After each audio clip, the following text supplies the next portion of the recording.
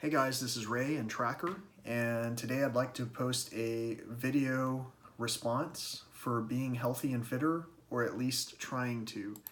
So today, what I wanted to talk about was water, because that's one of the main topics we were just talking about on that forum. And for us, what we've tried to do in our household is to every day for several weeks now drink a cup of water. The best kind of water that we can find is the filtered alkaline water that's at our holistic foods place that we have here in San Antonio. I'm sure there are other places you can find this type of water.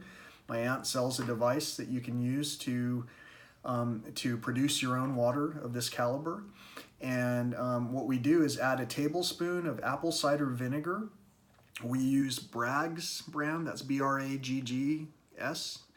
And I'm sure the comparable equivalent in your location might be named different, but here we find that at some place where they sell sprouting food and holistic foods. Again, you know, the healthy food places will be named whatever they're named in your location.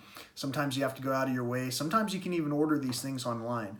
And the other thing we add is a tablespoon of local honey. In this particular case, I got the local honey from a person who captures hives that have become nuisances in the neighborhoods in this city.